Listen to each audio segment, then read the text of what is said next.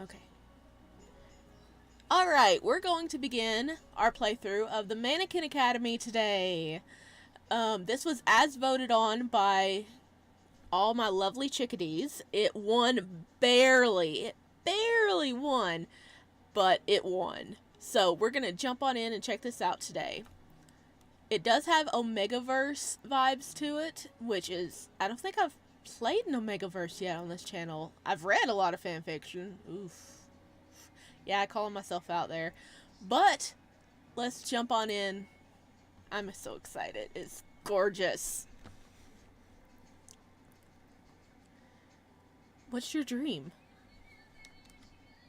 My dream? Something that keeps you going. Why do you ask me? Or, why do you ask? I'm curious. You don't have to tell me if you don't want to. I'm not used to thinking about things like that. I guess I just want to be able to tell people a story.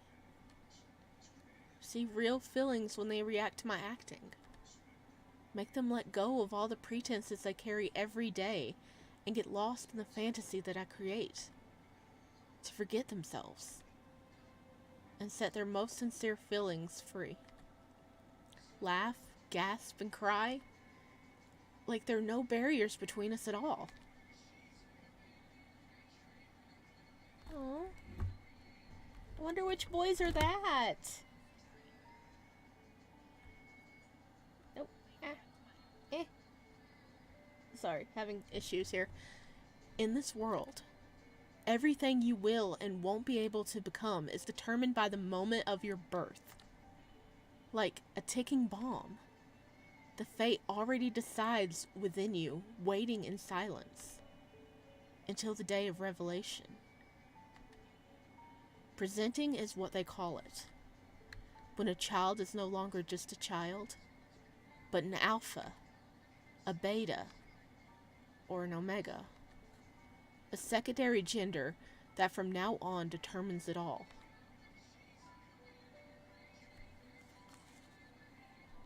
I can't remember my parents' faces. I don't even know who they were. Except two unfortunate souls that couldn't even afford to raise their own child. After a few straining years, when they finally gave up the struggle of having to provide for me, a town orphanage offered to release them from their burden. It wasn't long before it became my new home.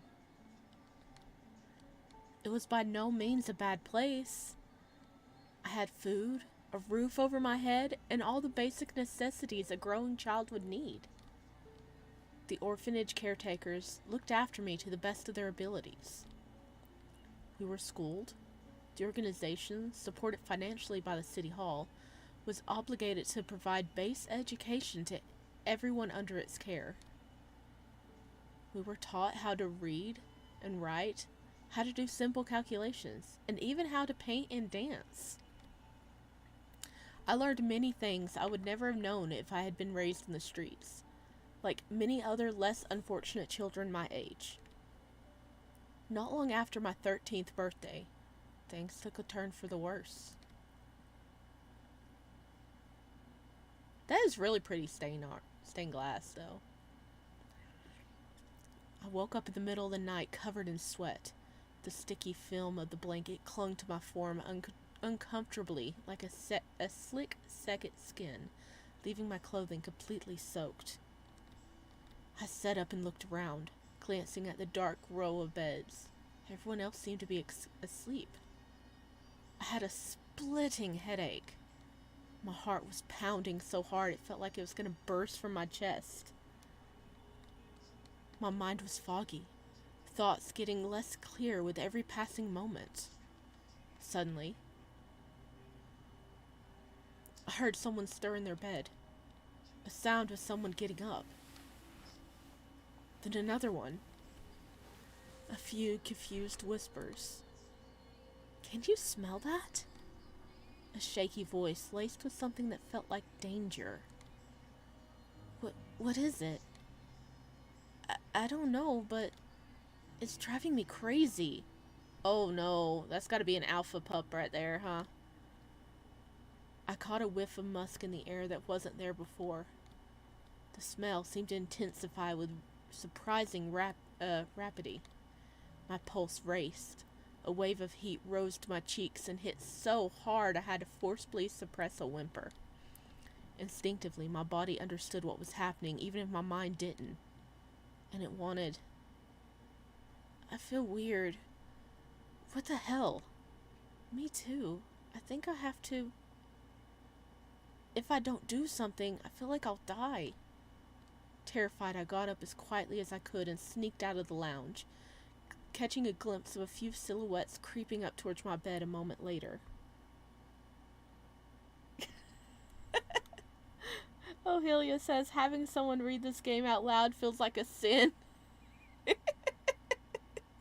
I mean, maybe you're not wrong there. I'm doing my best. I'm doing my best. You guys clicked on this video. It's up to you on this at this point. Oh gosh, did I read this yet? Okay. Terrified, I got up as quietly as I could and sneaked out of the lounge, catching a glimpse of a few silhouettes creeping up towards my bed a moment later. Not pausing to think about what I was doing, I ran down the hallway on shaky, weak legs that want nothing more than to give in under my weight. What was happening to me? The only thing I understood was that I had to get away. Oh, look at us. Look at them. Look at the baby. Look at the baby. He's only 13 right now. He is gorgeous. Like, gorgeous in terms of being adorable. Not like that way, okay, guys? Get your mind out of the gutter. But he is so pretty. We know what he's going to look like grown up because he was the character on the title screen. But look at him. Poor baby. I want to give him a hug. Away from the whispers. Away from the smells. I crouched down in a deserted corridor, scared and confused with sweat running down my back. The cool surface of the stone soon felt like ice to my bare feet and did little to soothe my nerves. My entire being felt like it was set ablaze. My breaths were rapid and shallow. Blood kept pounding in my ears, sending me into an even greater panic. What if I don't hear someone approaching? Should I stay put or move further away from danger? Oh my gosh, I love his eyes. Look at that. One of them's got like the purple and blue hue. I wonder if that's like, you know, showing that he's an Omega. Okay. What if they can smell me? Baby, I think they can smell you. You woke up everybody in your room, okay? I'm sorry. I had no idea why such a thought even occurred to me. I couldn't trust my body. My skin felt cold, sweaty, and disgusting. And even my consciousness no longer felt like my own. Contradicting emotions and impulses were tearing my insides apart. I wanted to scream, to stand up and run as far as possible. To stay forever in that cold, empty corridor and never be found. To hear my parents say everything is going to be alright. What's happening to me? Aw, his name is Aura. That's really pretty. It's really pretty, actually. Hang on. I'm checking something out real quick. Yeah, his eyes are really pretty.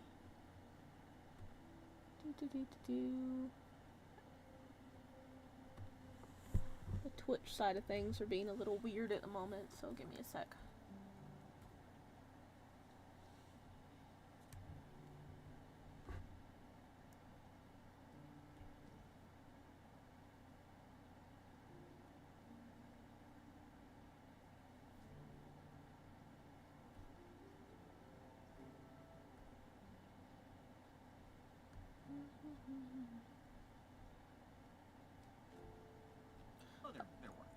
Opa can protect like the little baby boy here. I After what felt like hours of trembling in the cold and forcing my senses into alert, sleep finally took me over.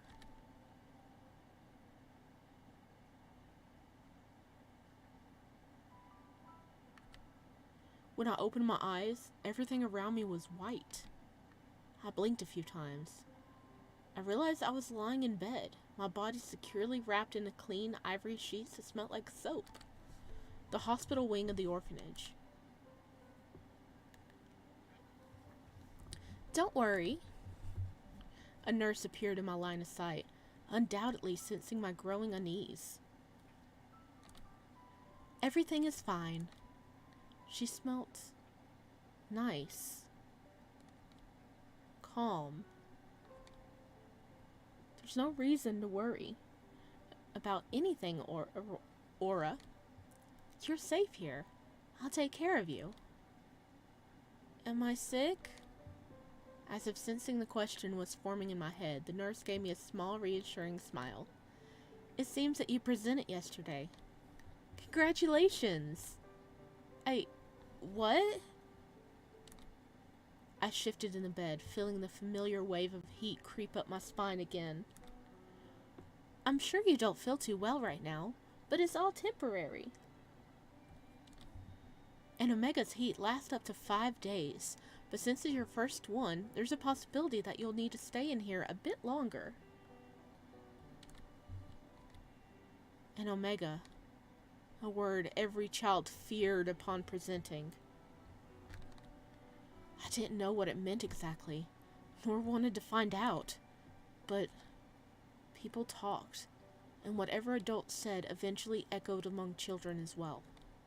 The majority of our population were betas, not exceeding at anything particular, but resourceful enough to become self-sufficient in any environment.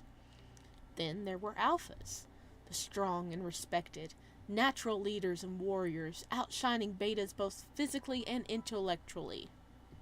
So everybody wants to be an alpha, right? They were at the top of every hierarchy that mattered, from business to politics. Whatever they wanted, they took. They had a right to. Lastly, Omegas. Rare and alluring, sought out for their beauty and nurturing instincts, but also fragile, emotional, expected to conform and please, born to become a prized ornament decorating their alpha's household. About yesterday, the nurse explained what happened last night. My secondary gender had manifested in what is called presenting. My hormones prompted a few other students to wake up and present as well. Oh, we did a chain reaction!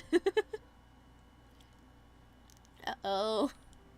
Lured by the unknown smell, they followed me outside and were found in the morning, wandering in the orphanage corridors. So, did we just, wake up a bunch of alpha babies and they're just, wandering around not knowing what to do with themselves? I was taken to the ward where I could wait out my fragile state. I knew from now on things wouldn't ever be the same. As I struggled with the changes of how people perceived me, I came to realize that being an Omega will definitely define not only my social status, but also the few opportunities I was allowed to have in life. I could no longer attend classes with those who hadn't presented yet. My schedule was altered. The focus of my education shifted to subjects that were considered suitable for Omegas. So, his entire life is turned upside down because he presented as an Omega. It's like, you can't take classes no more with people that haven't presented. No. Well, I mean, maybe they don't want him accidentally triggering any more people to present, but they're like, and now, the general education you were getting, no, you're getting these new subjects that are good for Omegas, house cleaning and all this, I'm guessing. Singing, dancing, knitting, preparing meals, oh yeah, they definitely changed it. Even the disabled and sickly alpha children start treating me differently. Like I was less, no longer equal. All Omegas in the orphanage were kept in a separate ward during their heats, a measure to protect them, as well as the Alphas. Aside from the humiliating times when I was confined to a ward, I could live my life mostly undisturbed. I used to read a lot, imagining myself living a completely different life in a faraway land. Dreaming up obscure but uplifting scenarios was something that helped me get through my hardest, gloomiest moments of my childhood. After 5 years, I had more or less came to terms with the restrictions imposed upon my body. I felt grateful for this period of stability. But things could only last this way for so long. Everyone was anxious of the future. It was a feeling we all shared, though certain Omegas had more reasons to be afraid. Hey, we're outside! This is giving me like London vibes. Yesterday was my 19th birthday. I was no longer protected by laws that applied only to children. I knew this day would come eventually, that I would be requested to take whatever little I had and leave the orphanage. But once it did, my heart was heavier than I expected. To provide for myself as an adult, was it really possible for an Omega? Oh, look how pretty he is! Oh, goodness! Hello! Oh, he is so pretty. He is so pretty. We must protect our boy. We must protect our boy. Yes. I stepped outside the shelter and turned back to glance at the familiar building one last time. A decrepit construction that used to be my home, isolated from the city by a wrought iron fence. I felt its loneliness with my growing solitude, and faint warmth of memories attached to it. No matter how tough and indigent, it was still the only place I really knew. It took me a while to realize that I no longer had a safe haven to come back to. What now? I heard about my options as part of the senior curriculum. Since every Alpha, especially one that could afford it, wanted to marry an Omega, I was advised to go to a marriage house. So he gets like straight out of the orphanage at 19, and they're like, hey, yeah, just go to the marriage house, get hooked up right away. There, I would be financially supported until a generous sponsor was found to take me into his household and provide for me for the rest of my life. Oh. The Alpha that took me in would need to cover all my marriage house expenses, as well as pay a hefty donation to the institution. As I had no means of earning any income for myself, it was a debt I was expected to repay with servitude and obedience. Which, in reality, means becoming a living, breathing property of some man I don't even know. My price and future role in the new household would be negotiated between the parties, and finally a deal would be made. One I had no vote in, despite being a commodity that was being traded. Teachers tried to make the idea sound reasonable, telling the Omegas that they would be comfortable and safe from threats from outside their home. Bonding with a stranger. Can I really do it? I didn't want to. With growing anxiety, I wandered the streets in search of a different solution. There had to be something. Somewhere.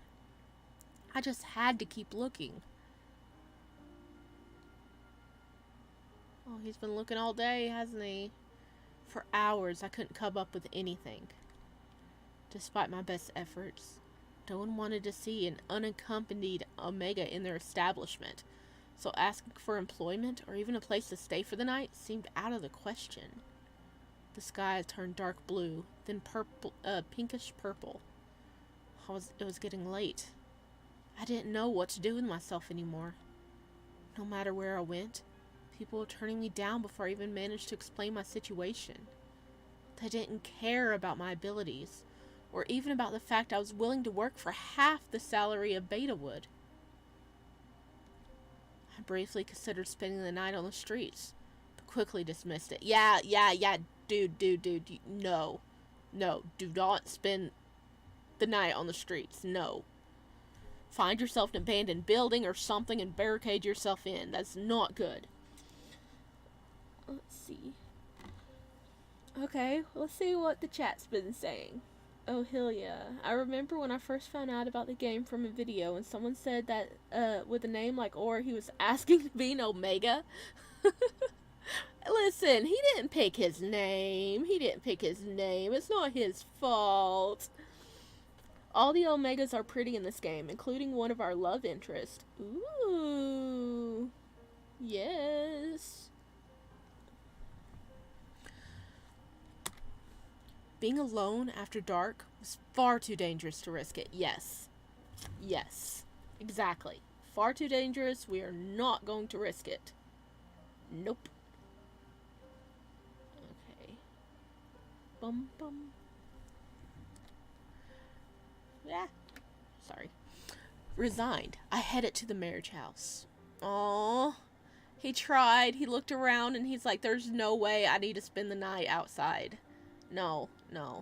So he's going to the marriage house where he did not want to go. I'll just rest a little. Think about my options again. Perhaps this place isn't so bad. Everyone recommended that I go there, after all. If there's a small chance I can get a job through the house, I should do my best to make it happen.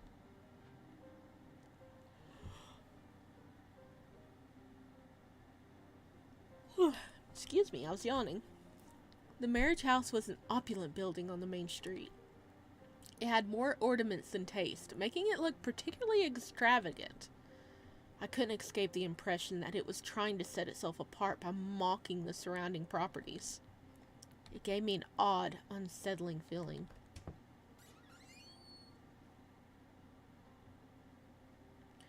Well, there's a rip in the wall right there, so my first impression is this place isn't being kept up on the outside, or on the inside as well as the outside.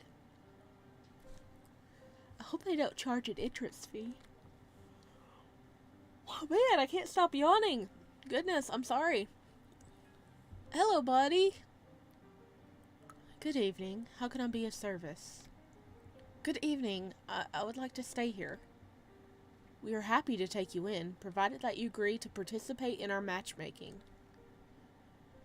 I'm not sure if I want to be a partner at the moment. I heard I could find a job here. I can cook and do all kinds of housework. We're not hiring at the moment, but as you may be aware, we also act as an employment agency. We offer a variety of staff to our clients, including housekeepers. How do I sign up? We weren't expecting anyone this late. If you don't mind, one of my friends will go over the details in the morning. That's fine. Excellent. Before I show you to your quarters, I will need to record a few things. What's your full name? I'm Marcel Barrett. Oh, Helia's saying don't let your guard down. Yeah. I'm already not trusting the situation because they're like, yeah, you have to agree to be part of our partnership, and now they're offering employment? Oh, I can't stop yawning. Like, I wouldn't sign anything until you read all the fine details, okay? Because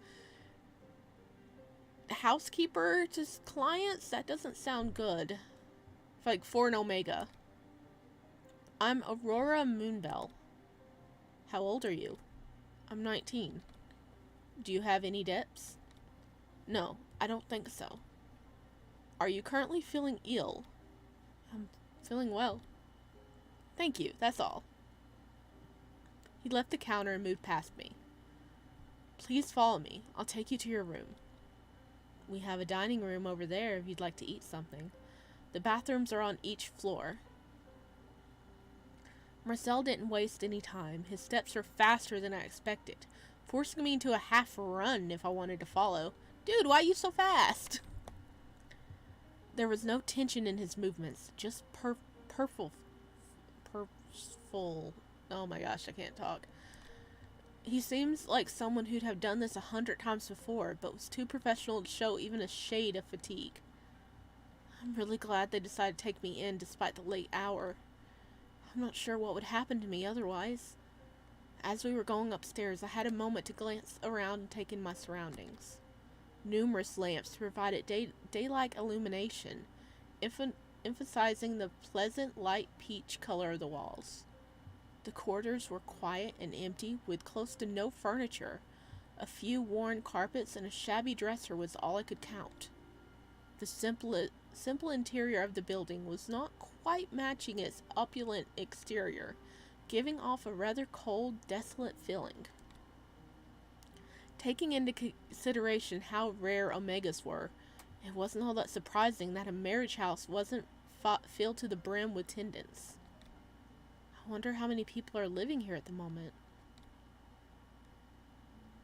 Oh, yeah. It's definitely in disrepair. Look at this. Look at this. This one is like all to the side. Oh no, they can't even. Oh gosh, yeah, this makes me think of like a rundown hotel, which I guess in a way it kind of is.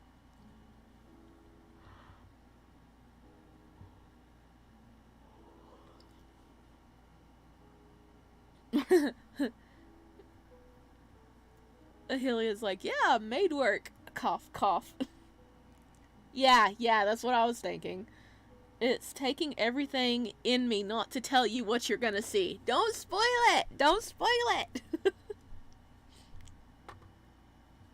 When Marcel spoke again, we were standing in front of a door, one of the many in the long corridor. We're here.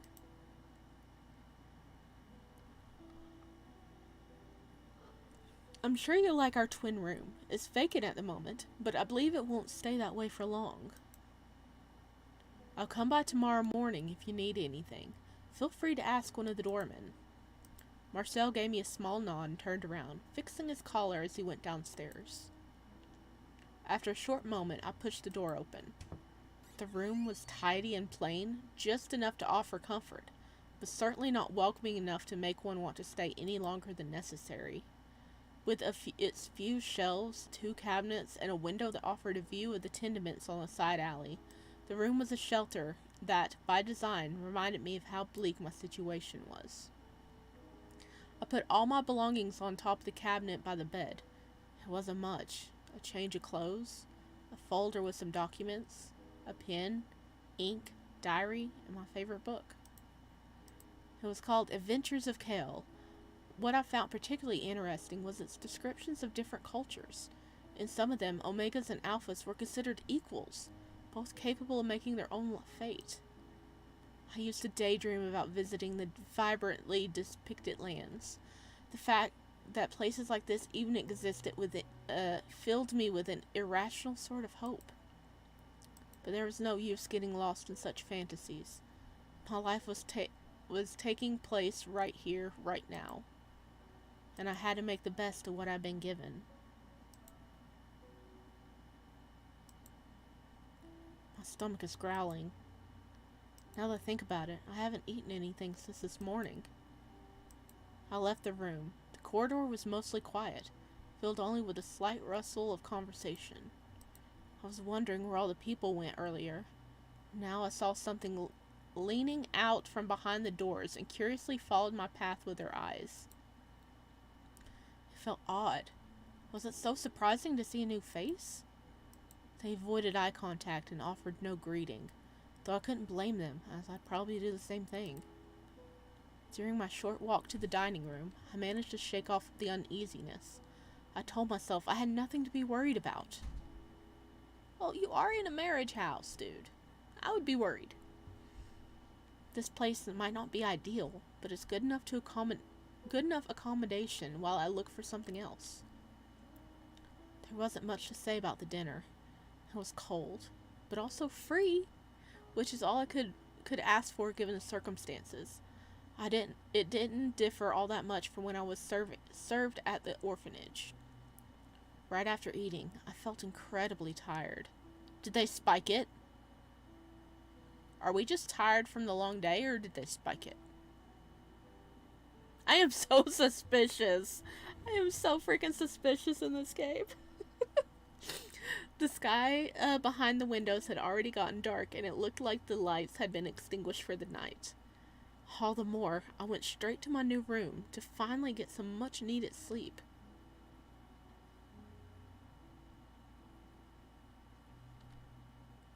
The bustling of the city outside the window had long since ceased, giving way to silence, occasionally disturbed by the wailing of cats or hooting of owls. And so passed the first night of my former adulthood. Perhaps because I had completely exhausted myself with worry. It was fortunately a dreamless one.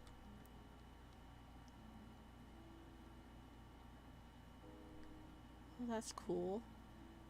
That's cool animation. They did it like that. I started the next day with an optimistic mood. Based on what I had learned yesterday, I could expect to find a job or at least have enough time to look for one. It seemed like I was late for breakfast, trying to stifle a yawn. Don't say yawn! I'm gonna yawn again. Oh.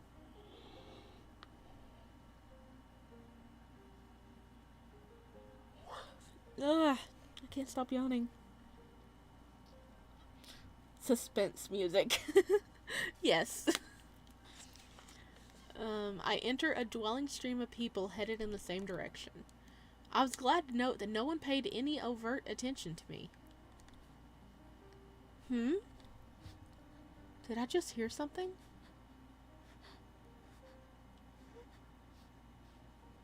Okay, that's some sus noises right there.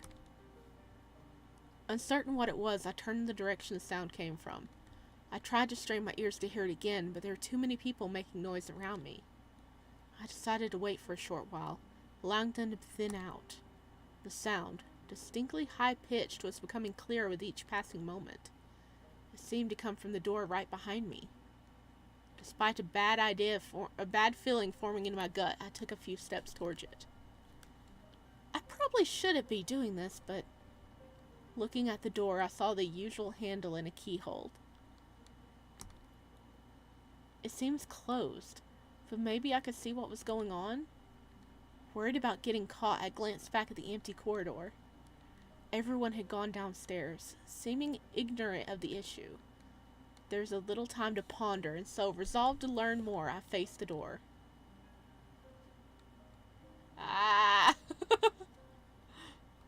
I have not had one choice yet so far in this game, so I can't avoid this. Looking through the tiny keyhole proved to be a challenge, but I managed to get as comfortable as I could and focused on the view. The room that came into my narrow field of view was considerably more elegant than anything I'd seen in the marriage house so far, with white sofas and red carpet. Yeah, there's where all the money's going. That's like supposed to be fixed in the hotel. There's where it's going. I'm saying hotel, but the two half-naked figures and two half-naked figures and an elderly man circling them came into view, and I had to cover my mouth with a hand to muffle a startled gasp. I knew it was sus noise. One of the figures, a black-haired Omega, was sobbing with his arms wrapped around himself in a protective manner. He looked small and fragile, like someone who wasn't entirely sure what was happening to them and how to stop it. The other, also an Omega, was lean and tall. His pose spoke of defiance and hostility, the anger in him visibly winning out over fear. It was clear that they were both intimidated by the man that seemed to be assessing them, taking his time to unhurriedly slide his gaze down their nearly nude bodies. So, is this an alpha coming to check out the merchandise to figure if he actually wants to buy one of them? Oh no. We need to get the hell out of here ASAP.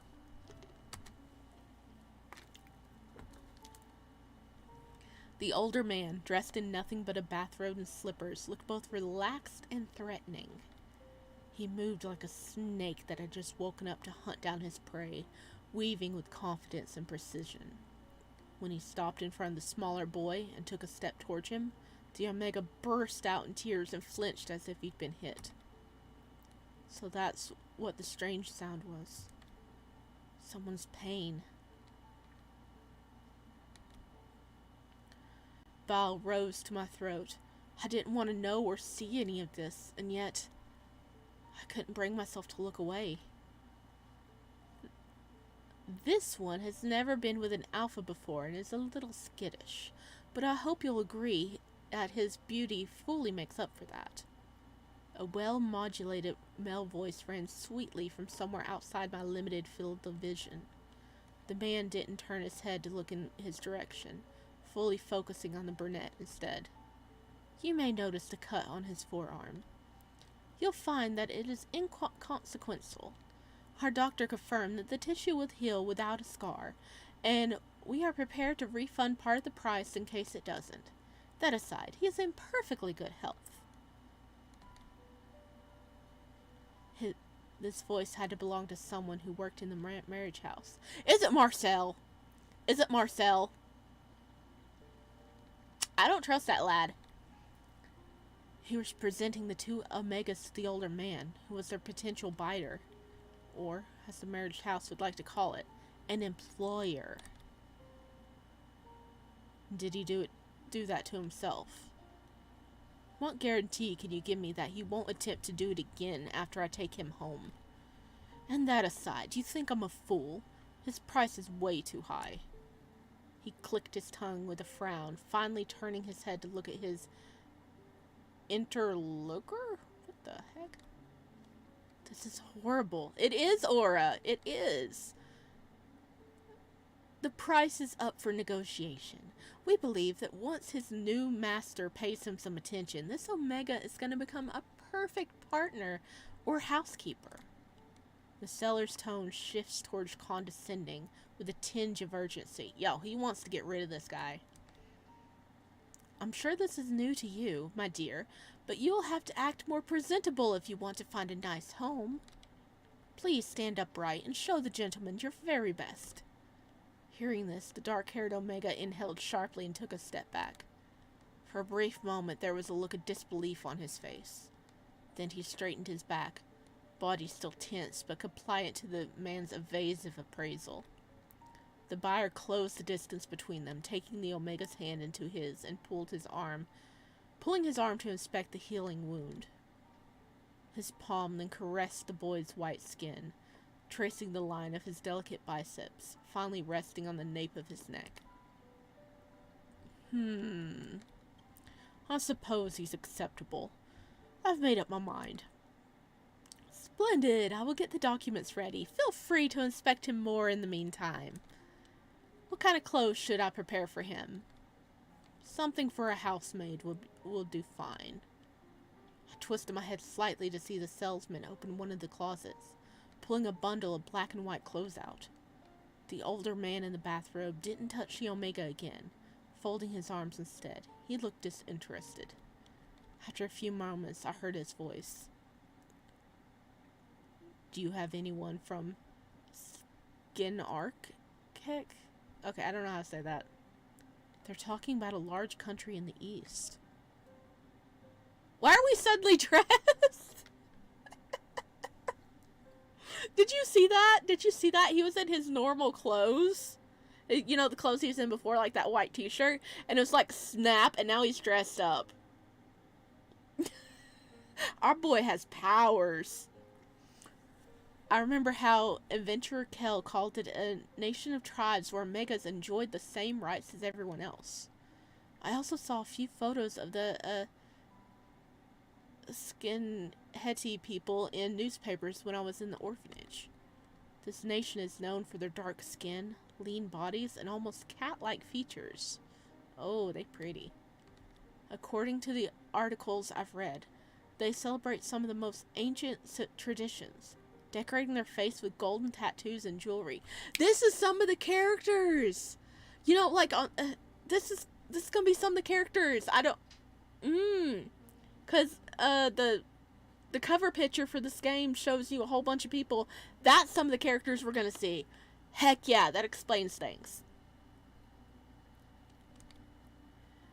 Unfortunately, we don't have any here at the moment. As you probably know, they're incredibly rare and difficult to transport across the continent. We usually get 2, maybe 3 a year.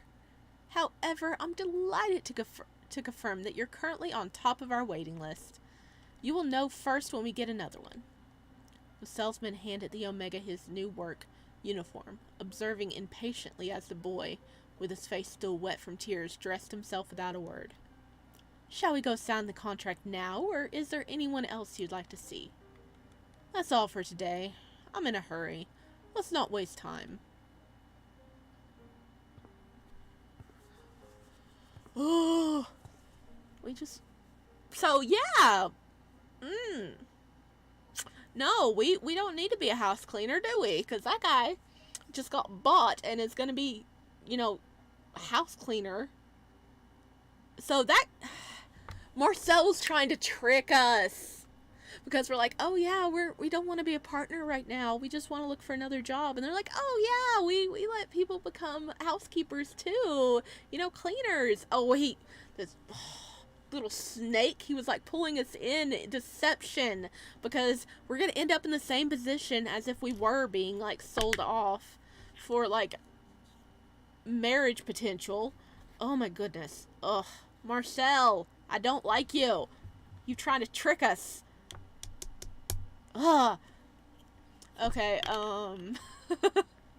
okay, let's see. When I never noticed how big that lock is. He has a 4K view of the room. Yeah, I mean, or he's got his eyes really pressed up against that lock,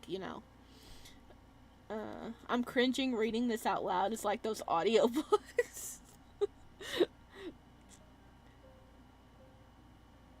Nor and Isha. Oh, is that the name of the twins? He. Oh, goodness. Alright.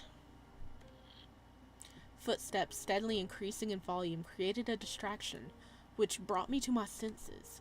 I leaned against a wall and saw a few inhabitants return to the room. Yeah, they're like, we're getting the heck out of Dodge. Oh, look! Look! He's back! He's back in his other clothes. He is a freaking, magician. He changed clothes so quickly. I have to go. They can't catch me eavesdropping. No, boy. Get the heck out of Dodge. Go. Just as I managed to hide behind the corner of the corridor, the door opened and the people I'd seen through the keyhole stepped out of the room. Oh no, baby! Ready to go home, darling? I have a feeling you'll be great at your work. Yes, sir. Good. I promise you will like it there. A shiver ran down my spine, still upset by what I just saw, my mind jumping from one worrisome scenario to the next. I was so close to becoming forced into indentured servitude, if not outright slavery. Whatever the terms of the contract entailed, it wasn't in any way going to be beneficial to me. No.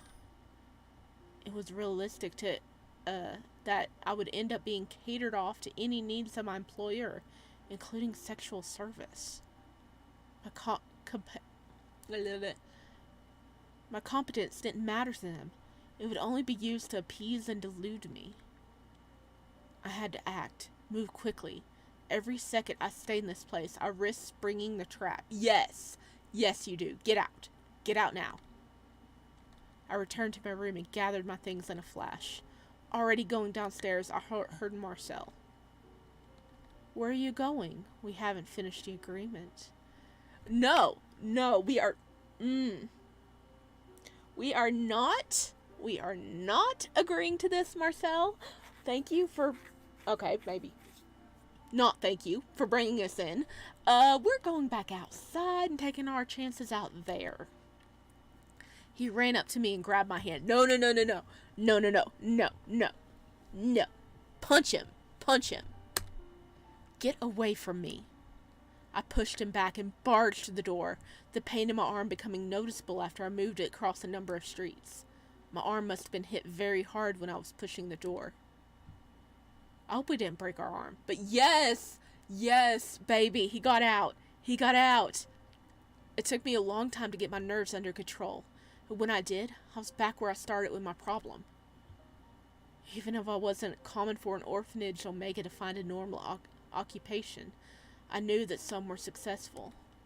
I firmly believed there was something, somewhere that I could do and feel comfortable about it.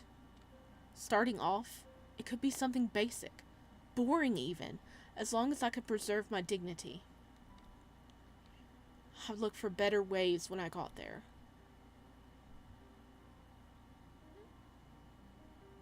He tricked us with his highlights. Yeah, he did. He's a wizard, Harry. Yes, he is. He is a little wizard. Thought he could slip that past us. Two betas were moving in the opposite direction, and I had to move aside to make way. As they brushed past me, pieces of their conversation reached my ears. Have you been to the new employment center yet? There's something like that? Sure is. It's on the far end of Abbey Street, where the bank used to be, you know? It's relatively new, but I heard there's a lot of job offers. Everyone goes there instead of checking the bulletin board in the newspaper. Oh, did we get a breadcrumb? An employment center. How could I miss something like that? I thought. Well, baby, in your defense, you've been locked up in one place and you haven't got a chance to check out the outside world. So, I should head there right away. I can't think of a better place to go. Abbey Street. I'm pretty sure I know where that is. Yes! Never mind the earlier misfortune. This could be my chance. With hopes renewed, I pushed a heavy door to the center open and went inside.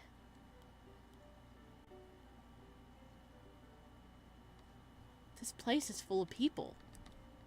Hopefully there's still something left for me. Although the place was impossibly crowded, I couldn't spot another Omega among the swarms of alphas and betas.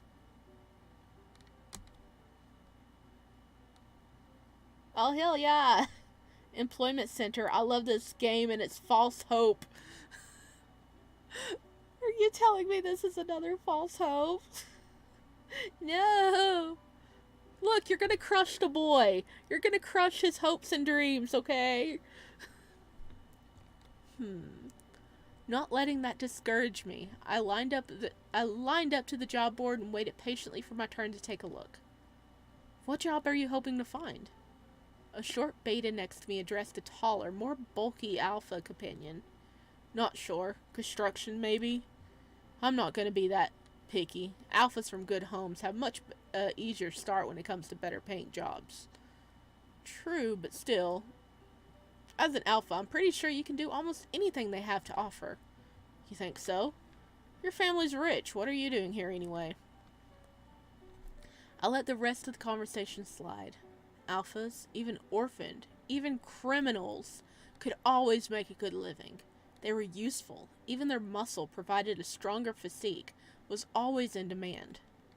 So much easier for them to do whatever they pleased.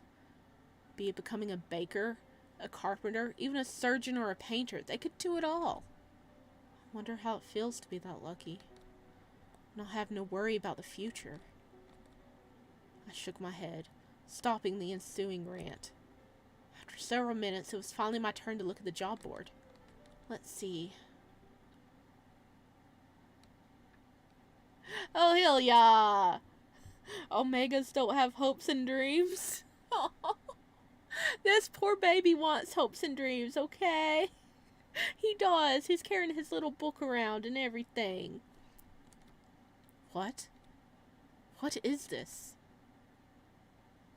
Job. Oh my gosh. Holy crap. Alpha only? Alpha and betas? Alpha for all alphas? Beta? It says Omega companions needed. Oh no, that's the only thing with Omega on there. Need higher education. All alphas are welcome. To join the famous Westdale Academy today. Vacancies open for alphas and betas. Dockyard workers. Alpha surgeons needed. Oh my gosh. The only thing open for Omegas is companionship. Construction work. Alpha betas. Surgeons. Alpha and betas dark yard workers. Blacksmiths, carpenters, miners, fishermen. Also alpha and beta only. Omega wife. Omega companionship needed. My eyes scanned through the notes scattered all over the board multiple times, hoping to notice something I missed. No way.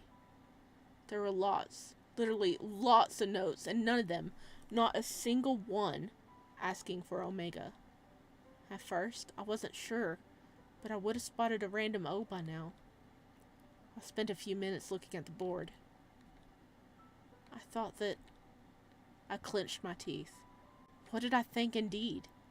Of course they wouldn't have anything for pathetic Omega. All we are good for is becoming housewives, concubines, bed warmers. Anything that requires tending to someone else's needs.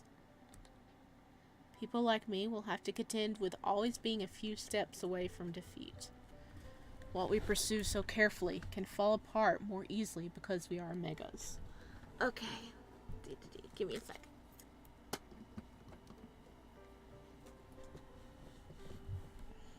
Poor baby. Poor baby.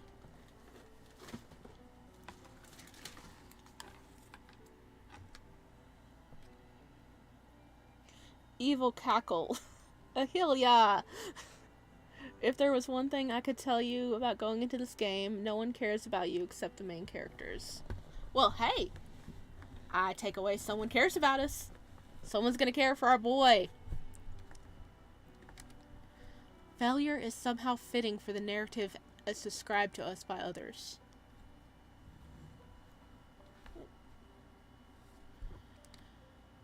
And this skewed perceptive makes it acceptable when others feel jealous of us, defame us, or challenge us more frequently compared to other genders if we ever step outside of our roles. Our skills and competence doesn't matter. Our interests, dreams, doesn't matter. We don't matter. Not to alphas, nor anyone else. I can't believe it.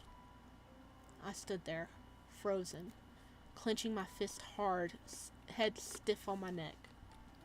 With every weary glance I cast on the board, felt like the last shred of hope was dissolving into nothingness. I couldn't move. If I did, I may have punched the board with all my pent-up frustration.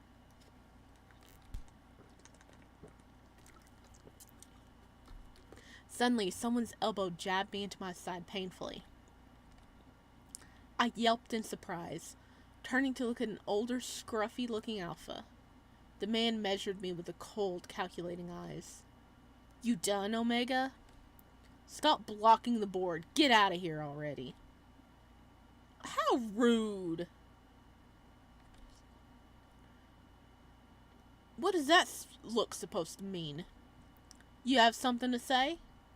My heart hammered in my chest as the alpha and betas around us darting curious looks in my direction, as if only now noticing my presence. Wait, there's no Omega here? What for? You'd think the housewives knew their place by now. Or maybe someone didn't manage to keep him on the leash properly. Unbelievable how cocky is that one. Oh, come on. I shouldn't have come here. I felt misty-eyed, yet boiling with anger at the same time. Noticing my expression, the alpha who confronted me only snickered with distaste. That's right, Odd-Eye. Get lost before I decide to give you a job that suits you. Oh, you'll scare him. Whatever, I don't have the time to spare on a pest like him. No matter how much I wanted to stand up for myself, I couldn't afford to get hurt over something like that. Those entitled, disgusting. It didn't matter. I had no business in this place anymore. Disheartened, I left the queue. I paced back and forth for a long while, wondering what to do from now on. At least attempted to. I didn't want to give up. It felt like the moment I leave the job center. It's all over. The only place for me to go will be a marriage house. That or loitering, looking for trouble that would inevitably find me. I'm so tired of all this. Deep down, all this time I had hope. I wanted to believe that things would work out. That no matter how miserable my start in life was, it would all somehow fall into place eventually. But as a homeless Omega, I'm not allowed to have a choice. Why did I even bother? I was under no illusion that whoever took me from the marriage house would have good intentions. Escape is possible, I suppose, if the conditions aren't tolerable.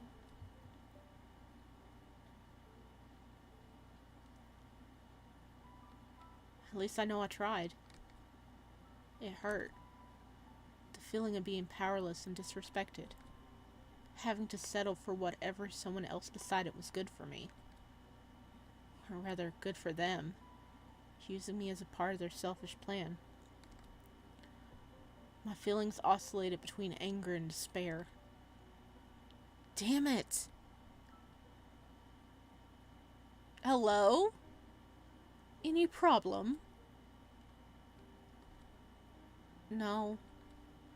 I was just leaving. Is that so? I assumed you didn't find what you were looking for here. Who is this man? He didn't sound or look judgmental. His smell was unrecognizable. He wasn't an Omega, that much was certain, but the air around him was somehow different, and it was difficult to guess his gender. Should I tell him what happened earlier? Hey! Our first choice! Heck yeah! Over an hour later, our first choice! Okay, save. Boop. Our first choice! Yo!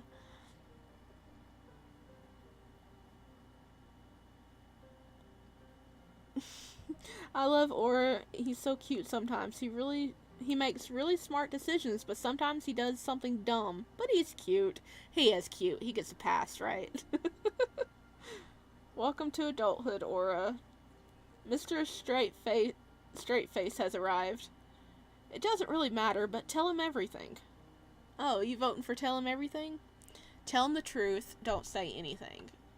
Yeah, let's tell him the truth. I mean, at this point, what is it gonna hurt? Right? There was no point in lying. I was pretty sure he figured me out anyway. What did I have to lose? There wasn't a single job offer for an Omega on the board. He also advised me to leave, to put it mildly. So, no, I did not. I see. May I have a moment of your time? My name is Dr. Charles Langham. What is yours? Aura Moonbell? So nice to meet you, Aura. I work for a university that has prepared a perfect opportunity for a young man like you. A perfect opportunity for a lonely Omega? As if that could happen. I have a few ideas what that might be. I'm sorry, but I'm not interested. The man gave me a peculiar look. You misunderstand. Your secondary gender is irrelevant. What? As you probably know, finding occupation without a strong educational background is difficult, sometimes impossible. What makes matters worse is that Omegas aren't allowed to earn any academic degree. This, however, is about to change. Wait, Omegas aren't allowed to earn any academic degree? What is this malarkey? Oh my gosh, they really are like, learn your place. Oh, crap. Mannequin Academy, the university I work for, is among the first to enter a temporary program sanctioned by the National Institute of Education. The goal of this program is to measure the aptitude of Omegas for higher education, which, if successful, would justify granting Omega's permanent access to all university courses and degrees, previously restricted to other genders. Oh. That's pretty cool though. If if it is like a little program and if they succeed they really like open up that door for Omegas, that's groundbreaking. Oh hell yeah. You're giving me vibes. I'm zipping my mouth shut. I need to zip my mouth shut. It's Omegaverse, where the people running the world are made 90% testosterone. What do you expect? I know, but I didn't know they couldn't get a degree. Come on. I'm learning as I go. But you saying you need to zip your mouth shut. I'm over here like, oh god. What dark omen is over our head now? If you were to gain a university degree and its support, things would be different. You would be free to choose a respectable career in the country and abroad. Depending on how well you do, you could be the first Omega ambassador or a politician. Although that may seem like an exaggeration. Endless opportunities would await you. In school, we were told how prestigious universities opened many doors. They educated the very best. Future doctors, company directors, scientists, politicians. Positions of power and status that most didn't even dare to dream about. But that sort of life was reserved only for the richest, most influential families that could afford the associated fees and support their children over the course of many years. Particularly gifted students could manage the tuition costs if they were awarded a scholarship. However, Omegas couldn't apply for such grants as by law and custom. They were not allowed to distinguish themselves academically. I never considered higher education because of how hopeless it seemed for a penniless orphan like me. I'm sure it's wonderful being able to afford it. I wouldn't be telling you this if it wasn't obtainable for you. Please don't joke like this. He's like, please don't get my hopes up, please. They've already been dashed to smithereens so many times today. My voice was sharper than I intended. I couldn't stand the idea of hope when there was none. Mannequin Academy is still recruiting for its current academic year. I happen to be their representative this week. And you're also a professor. Unlike other prestigious universities, we accept students from all social backgrounds, regardless of their secondary gender and whether or not they're able to financially support their own education. Okay, so this university is not only for Omegas, it's for all genders, right? But they're like, yeah, we're going to let Omegas in to try to, help them prove that they can go to these high... Oh gosh, I lost my train of thought. Prove that they can go to higher education and accomplish this and be worth it. We believe that brilliant individuals should be given a chance. Brilliant individuals? How can he possibly tell?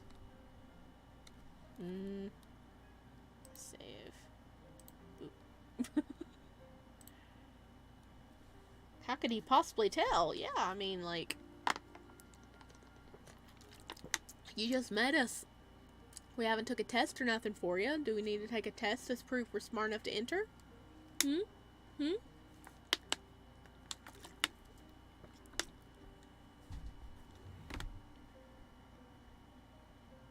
Except female betas. I don't believe you. That's wonderful. Wait. Let's see, what did he say?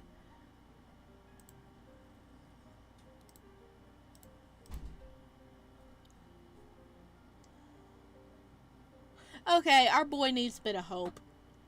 I'm gonna say that's wonderful. I didn't think something like this was even possible. The academy sounds very impressive. And inclusive. It is. This is precisely the reason I'm here.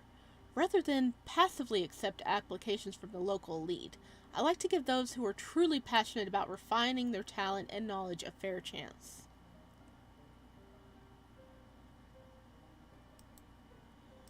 I was just about to hang the last call recruitment announcement on the posting board when the crowd got quite overwhelming, as you surely noticed. I never thought I'd seen Omega among them. I must admit I was impressed. I'm not familiar with your current situation, but it was very brave of you to try and take your fate into your own hands, regardless of your reasons. Well, our reason is we were told we can only be married off, and we're determined not to be married off. We want to be, but we're also hungry and very poor. We don't have a place over our head, so, of course, we had very limited choices. Our objective is to nurture inquisitive minds and support brave, extraordinary individuals. Okay, I don't know about the exquisitive minds one, but we're in the brave category. Especially if the only factor stopping them from achieving their goal is being unable to financially support their education. That's us. An intuition tells me that you're a perfect candidate for the sponsorship. I rarely am wrong when it comes to students. I scanned his face several times for any signs of insincerity. If that man was really a professor, and he was giving me a tangible opportunity to improve my standing in life, then I was incredibly out of this world lucky. Something was telling me he must have been aware of the fact that it wasn't courage that had driven me here, but rather a painful lack of any sensible options. Still, what did I really have to lose, even if he was deceiving me? The way I was now, no matter how much I hated to admit, pretty much hopeless. The only thing waiting for me was a marriage house, or worse, an Omega brothel. Yeah, I'm taking the chance for this university guy, because Omega brothel's even farther down the marriage house, okay? Yeah. What do you say? If you agree, we should depart right away. It's not like I had any real choice. I had to take this chance. I agree. Lead the way, Professor. Yeah, we're taking this chance. Oh, look at it! Oh, so cool. It's like a huge mansion. After a long carriage ride, we finally arrive at the premises. The academy and its surrounding looks vast, to say the least. I haven't seen anything like that before. This is the academy. Since I have some urgent business to attend to, you have to continue by yourself from here. There's someone waiting to greet you already. Don't waste time. Thank you for everything. We'll meet again soon. Take your time to settle in. With that concise introduction, the doctor bid me goodbye. I watched the carriage leave, not taking my eyes off of it until the vehicle disappeared into the forest. He just dropped us off the school and left. He's like, here you go. When it was no longer visible in the thick maze of trees and bushes, I finally turned to glance at the academy once again. Hopefully there really is someone expecting me. Part of me was doubtful, but thinking about it was no longer of any use. I did my best to silence the what-ifs and took a step forward, admiring the beautiful park that stretched around the building as I walked towards the entrance.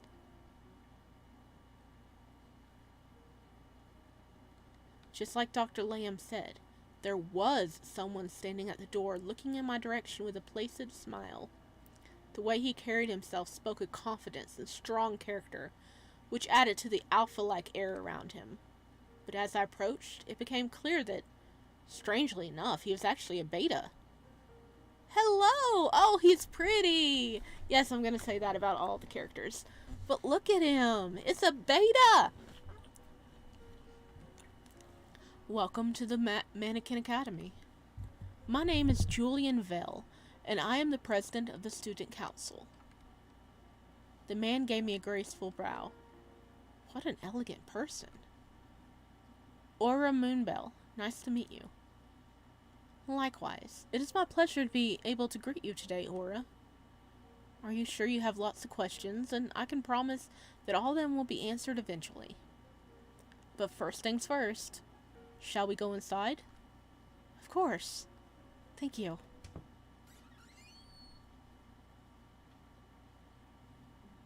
Once again, welcome to the Academy.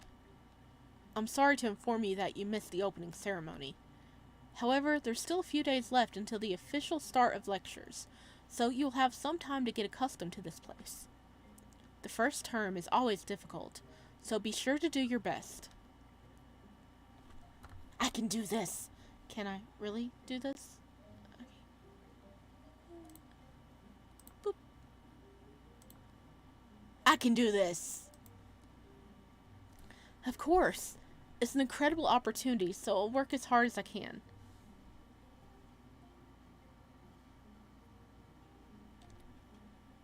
That's the spirit! Anyway, as Dr. Layham surely told you, Mannequin Academy is a prestigious school that not only accepts students of all genders, but also sponsors all 3 years of education for those who wouldn't be able to afford it otherwise. The schooling system itself is complex and crafted with great care, so that every prodigy will be able to work on their particular skill set while gaining practical knowledge of other subjects as well. Starting from mathematics and physics through economy and human science, to art, gastronomy, politics, surrounded by other students just like yourself, you will be able to develop any area of interest and become a master at it. During and after your time spent here, various job offers will become available to the best students, so it's vital to present good academic results to your future employers. Hopefully, that explains the very basics. Do you have any questions? Oh, wow. How long does my scholarship last? Will I be indebted to the Academy? Why the name? Okay, why the name? I gotta know. I was wondering, why does the Academy's name mean exactly? The mannequin. Is that a rather bizarre word to use? Ah. Many freshmen ask the same question. Around 20 years ago, this building complex served as a living quarters and prop storage to a theater nearby. There were several different names planned for this place once it became an academy, but nothing seemed to fit its unique interior and history. The Mannequin Academy was meant to be nothing but a temporary name until the headmaster came up with something different. But he never did, so the name stayed. Okay, that makes sense. I've been wondering all this time about that. What happened to the theater? You mentioned a theater. Does that mean that both institutes cooperate somehow? I felt a rush of excitement. I'd never been to a real theater before, but as a child I spent long hours imagining how impressive they must have looked. The ornaments, the lights, the actors. A world made of beauty and exclusive fantasies. Sadly, the theater has been closed for many years now. The building still stands on the Academy premises, but it's been through numerous misfortunes and not in good shape. Misfortunes?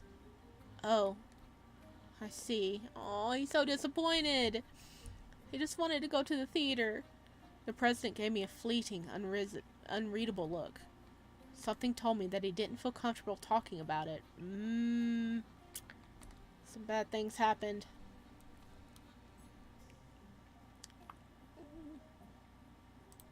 How long does my scholarship last? How long will I be allowed to stay in the academy? Our school offers a 3-year study for everyone. If you happen to find a job you're willing to take before that time, you're welcome to apply for a diploma earlier. Will I be indebted to the academy? This is very important. As a student with a scholarship, do I need to return my debt eventually? Not at all. All expenses of your time here will be fully covered by the academy. Okay, that's cool. It's not a debt. It's a grant. Your future success will be the best payback you can offer. How's that even? Our headmaster took it upon himself to personally ensure that exceptional individuals are given a fair chance in life. The funds come from how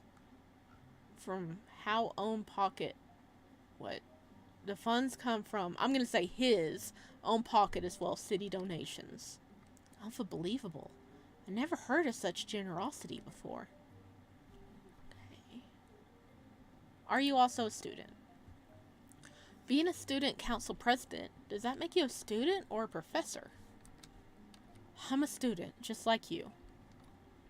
However, I do have some additional duties such as assisting other council members, students, and educators. I can also help with the schedule and organization of special events. If you ever need help, do not hesitate to ask me. Okay, I think we covered everything. I don't think I have any more questions for now. Thank you for your explaining everything. I really appreciate it. My pleasure. It's been a long day for you. Would you like to retire to your room for now? I can also show you around if you still have some energy left.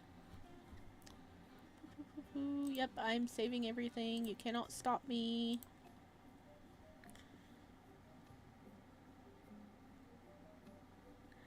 Okay, let's explore. I didn't feel like resting just yet.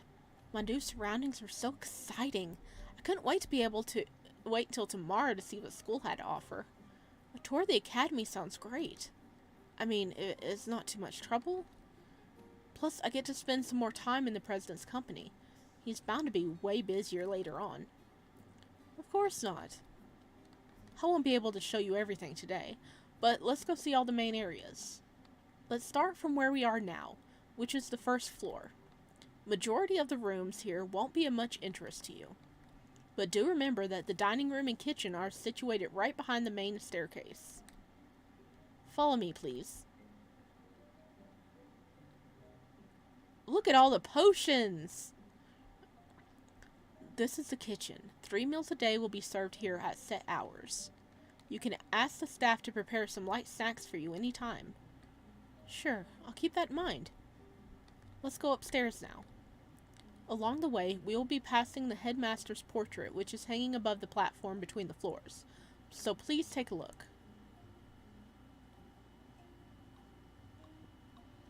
After we climbed the first section of the staircase, I perked my head towards a giant painting that decorated the plain marble wall. It's huge.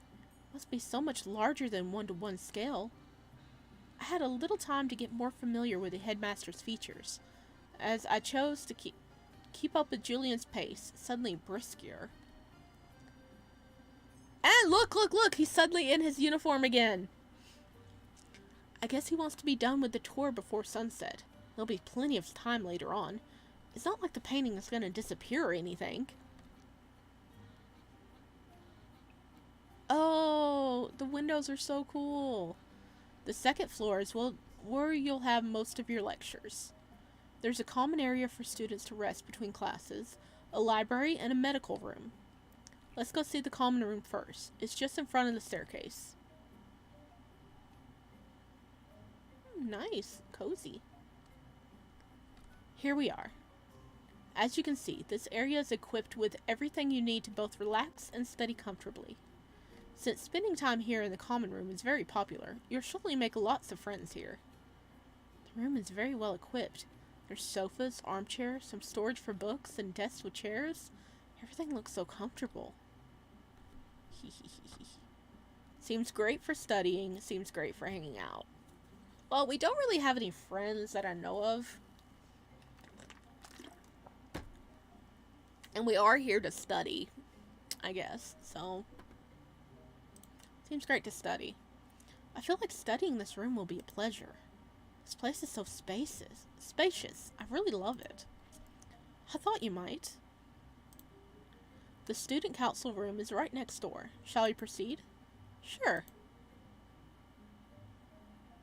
Oh, look at that. Got some trophies up there. Oh yeah, sun's setting, isn't it? This is where you can find me almost any time outside of classes. Julian opens the door to a room arranged in calming colors with a sparse but tasteful decor that would perhaps feel more spacious if it wasn't for the giant bookcase and a very long table with a row of chairs on either side. It certainly looks like a place made for long debates.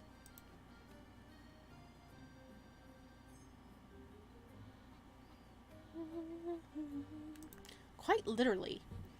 I just wish someone had thought about those debates when they decided to allocate us so far from the kitchen. Are they too far from snacks, buddy? We can only carry so much water at once, and balancing it while climbing the stairs is a nightmare. The president gave a short but meaningful sigh. All right, enough complaints. I think that the headmaster will brief you on all necessary details tomorrow, but if you need anything, you know where to find me. As long as there is no sign on the door saying that a meeting is being held, I'll be more than happy to help. Let us move on. As we head down the corridor, a few students walk past us from both directions. Suddenly, I felt like someone's cold fingers brushed my palm briefly. What? I jerked my hand and looked around. There was a few people behind and in front of us, either carrying books or drowning in conversation. No one seemed to be paying any particular attention to me. Did a ghost touch us? Did we get touched by a ghost? I must have imagined it. As I was turning my head back in Julian's direction, I saw a flash of silver behind one of the classroom doors. Are you all right? It took me a good second to realize that the student council president was talking to me. Yeah, sorry for spacing out. I'm all right. Julian gave me a questioning look but did not pursue the matter. He stopped in front of a door and opened it. Who's the sneaky blonde, sneaky silverhead dude? This is the medical room. You've already met Dr. Langham. Feel free to visit him anytime you're feeling unwell. He's taking great care of all the students in the academy and will assist you with any health issues. I entered the academy thanks to the doctor. If it wasn't for him, I'd still be roaming the streets, and most probably be forced to go back to the marriage house. I shuddered at the thought of that horrible place. No matter what, I couldn't go back there. I will do that, thank you. Next, I almost forgot.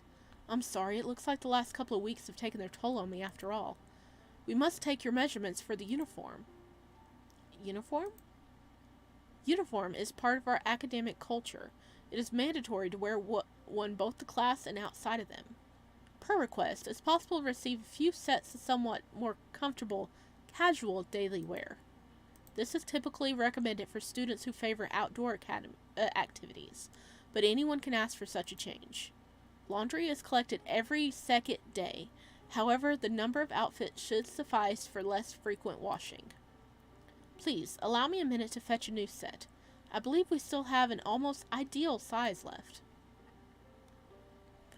The president disappeared behind the door of what looked to be a waiting or changing room. Perhaps both.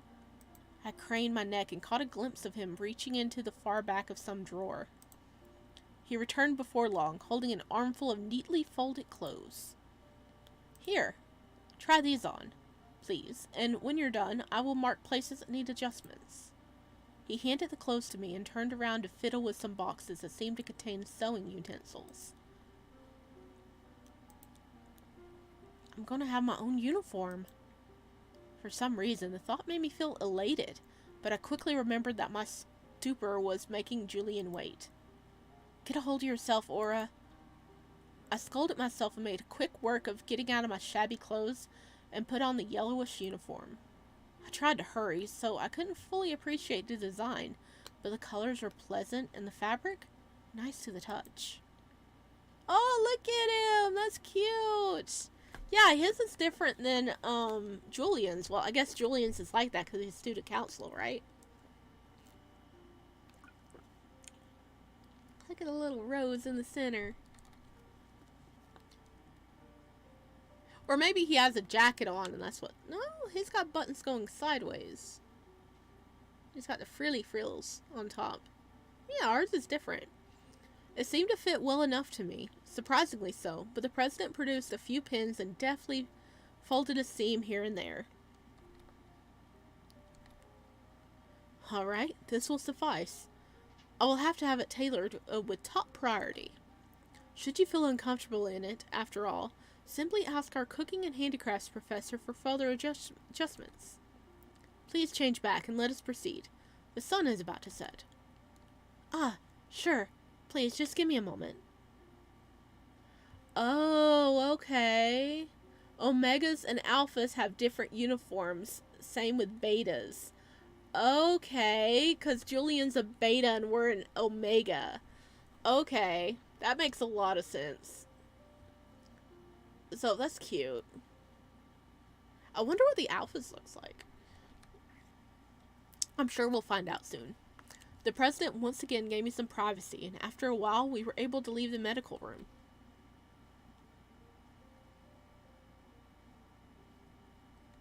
Professor's office are on the right side of the floor, just round the corner. You'll find our headmaster's office there as well.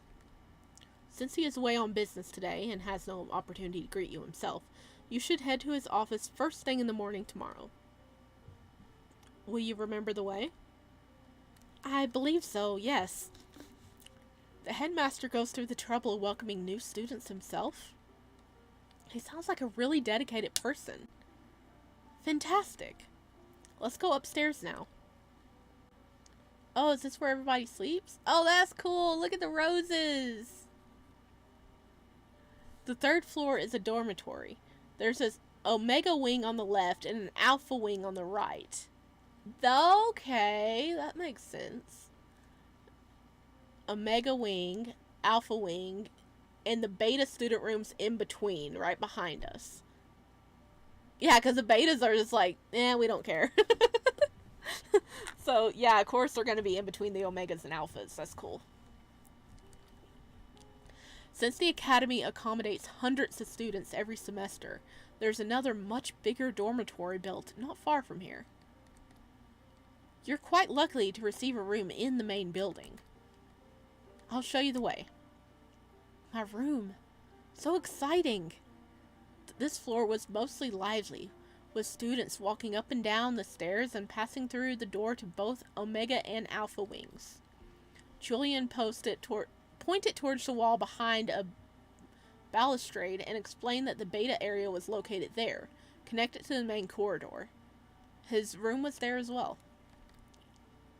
As we were walking, I allowed myself to glance around, taking in the sights of students carrying on their everyday routines. All dressed in uniforms similar to mine, it was difficult to distinguish who was from a rich family and who was granted a scholarship.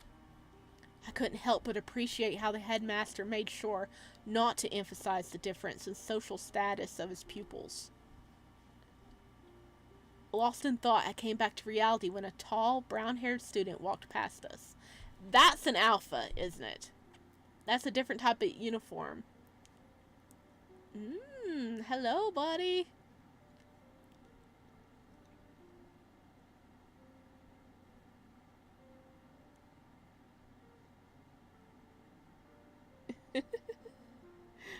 You hear that? You hear that? Don't go into the alpha wing. It's on the other side, Aura. Exactly. We're omegas. We need to stay in the omega side. There was something captivating in the way he moved and held his head, full of elegance and unspoken poise. It didn't escape my attention how him and Julian eyed each other pointedly for a moment. I feel strangely drawn to him. I wonder who he is. It's gonna be... Okay, save. Boop. Okay, we're gonna be a little ace self here. I wonder who he is. I wonder who that person is.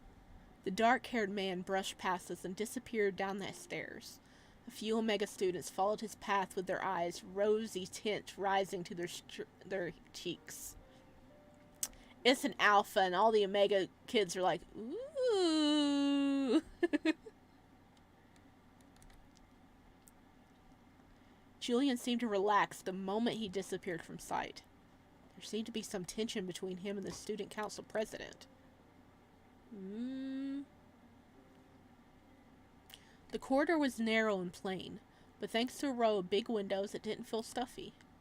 I briefly noticed a staircase at its opposite end, leading to somewhere on the second floor. Please follow this corridor and then turn right to find your room. Your roommate is probably expecting you already. That's everything for today. I hope you enjoyed the tour. Of course. Thank you for showing me around. My pleasure, Aura. As I mentioned before, you should visit the headmaster's office tomorrow morning. Don't be late. I won't. Have a good night. Oh, one more thing. You should probably avoid wandering about the Alpha Wing, especially after dark. Yes! Yes, we do not need to go in the Alpha Wing, okay? No. No, especially after dark. No. No, shenanigans. Shenanigans. It's just more comfortable for students to stay in their own living area. That's all. Uh-huh, yeah. I understand.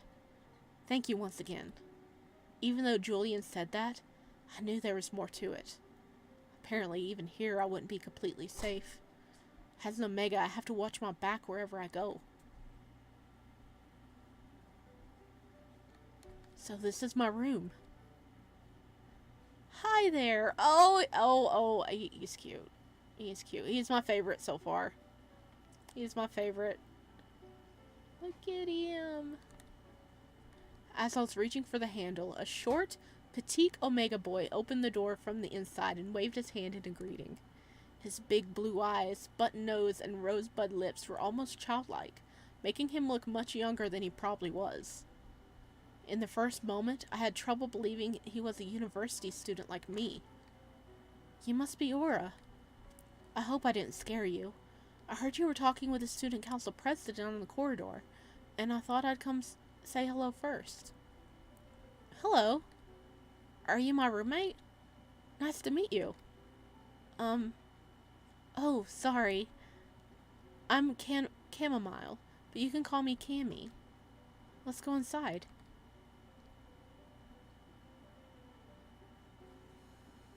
Do we have a bed or do we share a bed? Oh, wait. I see like a door. Or I see like a doorknob. Oh my god. Bed knob right here. So I'm taking, this is our bed right here. The room was surprisingly spacious with purple walls and linens. Now purple's my jam, so I like this room. It looked much more luxurious than anything I ever slept in, but at the same time, still managed to seem cozy and welcoming. It's hard to believe that I'm allowed to stay here. There are 2 beds of the same size, one by the door and one in front of a window. Oh yeah, you can see it in the reflection right there. Oh, Helia's like, unfortunately, there are 2 beds. What do you mean, unfortunately? We don't get no snuggle time with Cammy? It seemed like Cammy was sleeping near the window, so I put my things on the other bed. It's great to have a roommate again. It was lonely being in such a big room all by myself. Speaking of which, Julian mentioned that there are hundreds of students here. So many that there's a second dorm to accommodate them all. How come you're living in this room alone? I've been alone for a few weeks at most. My previous roommate was offered a job and graduated earlier. How lucky. I regret that we lost contact because of it, though.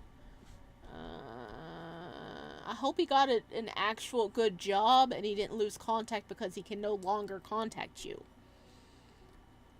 We've been living together for almost a year and got quite close, so I was hoping that he would at least write a letter from time to time. Oh well. I didn't mean to bore you. Sorry. Sometimes I just can't stop talking. No, it's alright. I took a closer look at the Omega I was going to share the space with for months to come. It might have been my imagination, but I thought his voice got a bit hoarser towards the end of his talk. After the impressions settled in my brain, I noticed that he was very thin, skin so pale I could see the outline of purplish veins underneath here and there. If I were to sum it up, he looked fragile, not to say weak. as if the slightest blow could break his bones, or like a whiff of cold air might be enough for him to suffer from pneumonia. For some inexplicable reason, I felt an overwhelming urge to console him. I'm sure your friend will write to you as soon as he can. He's probably just doing his best to focus on the new job for now. Yeah, thanks. Cammy walked away, probably to give me some time to arrange my belongings, sat on his bed and busied himself with some textbook. Still, he seemed a bit lost in thought. He must have been really good friends with his former roommate. I wonder if getting a proper job would make me unable to keep in touch with friends. Provided I make any. Oh, we're gonna make friends. I believe in us. I mentally scolded myself for such unnecessary overthinking. I wasn't yet anywhere near making friends with anyone, not to mention getting a job. I shook my head and started to unpack my luggage. Since it was rather humble, I soon felt myself done and spacing out a bit, when suddenly I heard Cammy speaking. I hope you won't think I'm nosy, but it's rare for students to be admitted at such a late hour like you were. That tells me that your situation is not usual. Save. Boop. Boop.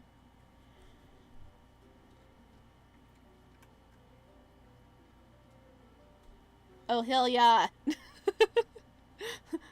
If it makes you feel better, he got a job and lived happily on an island surrounded by unicorns and narwhals. I do not believe that. I do not believe that. Oh, hell yeah. Something just makes me say, no, that did not happen. You know, it wasn't established that unicorns exist in this world, so I kind of doubt you. No. Poor Rumi. Tell him about the marriage house. Don't answer. Well, we want him to be able to feel like he can talk to us, so we need to be open to him. And maybe he's also experienced like, the marriage house, and all Omegas have probably been, warned, like, this is where you're going, this is where you're gonna be. So he's probably gonna understand. I didn't have anywhere to go. I was in a marriage house and desperate to find a job, even though there was nothing for an Omega. As soon as the words left my mouth, Cammy visibly tensed. His previously cheerful face got a shade paler. Oh no. A marriage house? For how long? One night. I actually left this morning. I can only imagine that your experience wasn't the most pleasant. I hope you weren't hurt in any way. I wasn't.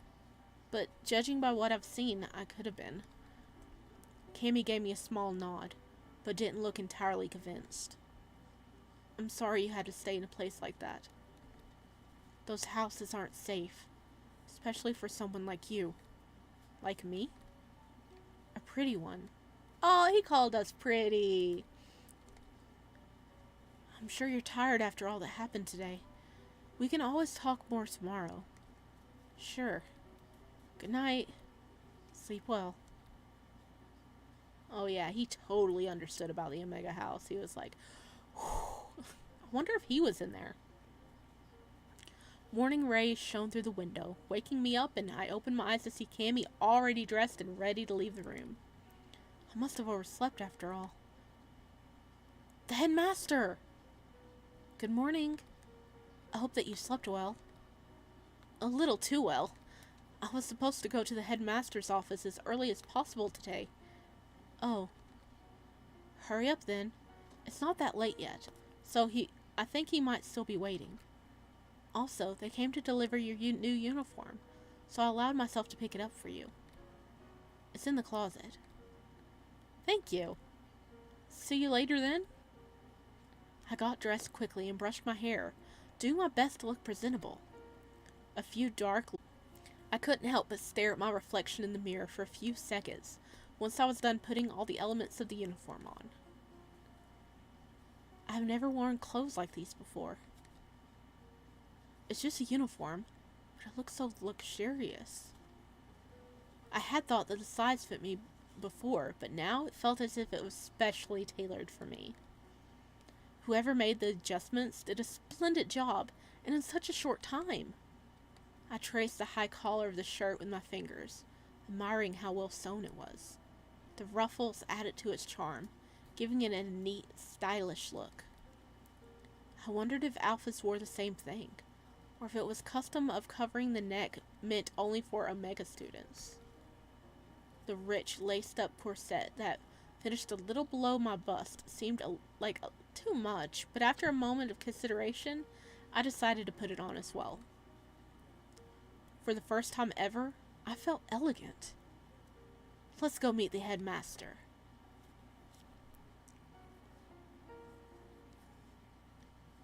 Oh, hell yeah, you're so sus.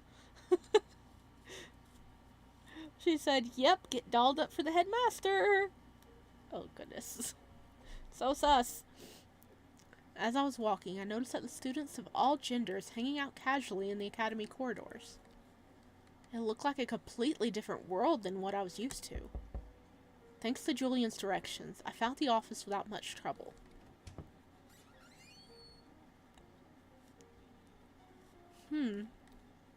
Seems like the headmaster's not here. I'll wait a bit. Maybe he'll come back soon? The headmaster's office looked very clean and well organized. It wasn't overly ornamented or prestigious, focusing on the practicality of everything in it instead. There was a huge oak desk with some writing utensils resting on it, a fireplace, some paintings on the wall, a bookshelf, and a glass cabinet. Curious, I turned my head in the direction of the cabinet. I wonder what's displayed there. The school seemed to have won a lot of prizes, so maybe it's those. Looks interesting. Maybe I should take a look. Just as I was about to peek inside the cabinet, I heard the door to the office open, then a low, male voice speaking from behind my back. Ah, you're here. I hope you didn't have to wait long. I jolted, turning to face the headmaster. Suddenly I felt nervous, like I was caught doing something I shouldn't have. I dismissed those thoughts. Not at all. If anything, please accept my sincere apologies for coming late today. My name is Aura Moonbell. Welcome to the moment the headmaster's eyes landed on my face, his expression changed completely. Uh-oh. You. All of a sudden, the headmaster's body went stiff. Afraid I'd done something wrong, I felt a cold shiver run down my back. The tension couldn't have lasted longer than a split second, but in my head it seemed like an eternity. After a while, the headmaster shook his head and ran his fingers through carefully arranged short hair. His smile was back, as if nothing had happened. What happened? What happened? Did you just realize we're an Omega? Do you think we're really pretty? What is it? What is it? Like I was saying, welcome to the Academy. We're beyond elated to have you as our freshman, Aura. My name is Gustav Maloro, and as you probably know, I'm the headmaster of this academy. Whatever happened a moment ago, it seems that everything is all right now. I won't question it. Thank you for your kindness and admitting me to the school. It is my pleasure to greet yet another promising student. Do you like it here so far? From what I've seen, it's an incredible place. I consider myself very lucky to be a part of it. What a well-mannered young man you are. I'm not sure if Julian has already told you, but unfortunately you missed the semester opening ceremony. I guess the student council president did mention something along these lines yesterday. Do not worry, though. The classes will only start in a few days, so you still have some time to get used to everything. I won't keep you for longer. You probably have elsewhere to be right now. A short knock on the door announced that another person was there. Enter. Julian! Hey!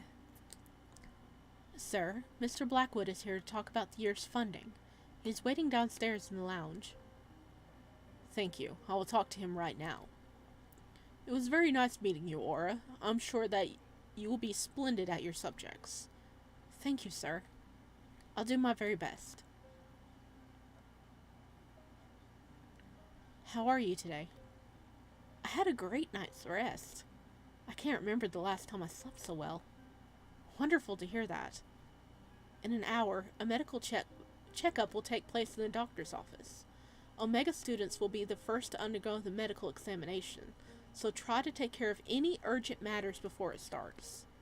If you haven't eaten yet, please try and endure it for a bit longer, as most likely your blood will be drawn as well, without the need to come back at a later time. A medical examination? What for? It's a standard procedure before semesters start. The Academy needs to make sure that every student is in pristine health condition, capable of using their time here to the fullest. It's a standard procedure before semesters start. There's nothing to worry about. In case any issue is found, proper medication will be provided. I'm slightly afraid of doctors and treatments. I hope there's nothing wrong with me. I understand. In an hour, then? Yes. Feel free to spend the time before however you like. After that, Julian bid me goodbye and said that in case I needed anything, he will be in the common room. Wonder what I should do now. When I glanced around the area, I noticed what looked like the plans of the Academy framed and hung on the wall. This will be useful. Let's take a look. Ah, yay! We get maps. Where is the row in that name? Hello. Because it had that, like, French, thing at the end, like the UOX or whatever. That's row. Like Despero. Come on. I will type it in and get it translated correctly for next time, okay? Okay, kitchen, dining room, staircase. Okay, I guess there's nothing interesting on the first floor besides the dining room. The first floor, just like Julian said, there doesn't seem to be much aside from the kitchen and dining room. Second floor is nice and busy. How many people go to this academy? Because it still seems really small. Okay. Student council room, classroom, 3, chairman's office, Professor DiChario's office, Professor St. Clair's office, library, medical room, a classroom. So there's 4 classrooms on this floor. Heat rooms? Look at the heat rooms! Holy crap! And you can only get to it through the medical room. Okay, that's good. Because maybe they can keep it, like, locked up or something so people can't get in here. But heat rooms? Here's the main area. Classrooms, offices, library. Heat rooms? A blush rose to my cheeks when I noticed a row of tiny rooms placed on the left side of the building. There was no doubt as to what purpose they served. The area was mostly cut off from the rest of the second floor. The only entrance, the door in the doctor's office. There's also a staircase. Surely it's the one I saw yesterday in the Omega wing. Well, I guess it's good that Omegas have somewhere private to go in case they need it. Yeah. Third floor! Yeah, see? There's the staircase. It goes up, and this is the Omega wing. Julian's room! Okay, so this is the third floor. Here's the staircase going up. Julian's room. He got a big room. Look at this. All the other rooms are small. He got a big room. I guess, you know, perks of being a president. Okay, Omega bath. 1, 2, 3, 4, 5, 6, 7, 8, 9, 10, 11, 12, 13? So there's 13 rooms in the Omega section, and that means 2 people per room. So there's like 26 Omegas, possibly? Whoa, whoa, whoa, there's more room down here. Never mind. There's more. Okay, in Julian's room, Noah's room, I'm guessing this is going to be filled up more as we, like, meet people, maybe? It says Aura and Cammy's room and Aisha's room. Okay. Alpha bath. Wait, does the Omegas not get a bath? I mean, the Betas don't get a bath. Look at this. Okay. Okay, I see what they meant down by left and right. This way, Omegas. This way, baths. And then all this is Betas. So Betas don't have as big as a space as the others. They don't have their own bath? Come on. That's mean. They need their own bath. The dormitory. It looks like Omega and Alpha wings are roughly the same size. There's bathrooms too. Speaking of which, now I think about it, I haven't bathed since yesterday. This is probably the best moment to do it. Yeah, we have an hour, buddy. Ooh, that's nice. Wow. This is probably the most impressive place I've seen in the academy so far. Separated by a stained glass door from the corridor, the Omega bathhouse was spacious and heavily ornate. Wait, what? Ohilia? Yep, heat rooms with heat helpers. Heat helpers? I'm sure we'll encounter this later, but heat helpers? The style in which it was built seemed heavily inspired by foreign cultures, with oriental tiles and columns. The bath was almost like a pool in size, probably fitting up to 10 people at once. Suddenly, the glass door opened and a dreary-looking Omega student entered the bathroom. He froze for a moment when he noticed my presence, then closed the distance between us in a few confident steps. Hello! You were dreary a moment ago, and now you're like, oh, hello! Who are you? He stared at me, tone virtually dripping with distaste. Oh, okay, I see how it is. Alright, time to get the mean voice out. I already knew this introduction couldn't go well. I'm Aura. Nice to meet you. I'm a new student here. Aura who? Moonbell. A nobody, then. When will the headmaster stop bringing every stray he can find to the school? A few weeks ago, those two feral animals, and now this. Which hole did you crawl from exactly? He clearly thinks that he's better than everyone else here. I'm not going to let hateful words provoke me. Garnering no reaction, the student snarled and turned on his heel. Doesn't matter. There are places for losers like you. This academy is not one of them, even if the headmaster thinks otherwise. You will understand that soon. He slammed the bathroom door so hard I was afraid the stained glass would shatter. What a greeting. I suppose I should get used to the thought that not everyone here is going to like me. Trying to forget the unpleasant encounter, I took my clothes off and got inside the bathtub. I wasn't sure how much time had passed, so I did my best to hurry with the ordeal.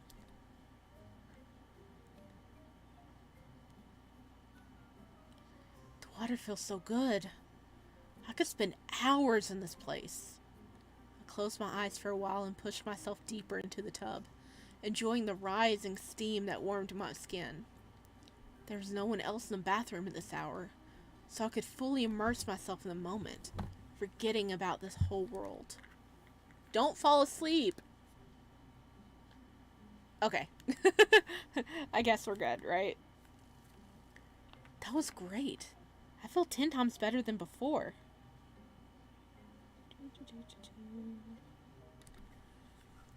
Let's go to the medical room. Okay, it is time to stop the stream for the day. We've been streaming for right over 2 hours, so it is time to end. Dun dun dun. But we're going to be picking up next time with us starting, like, our examen, apparently, to see if we're healthy.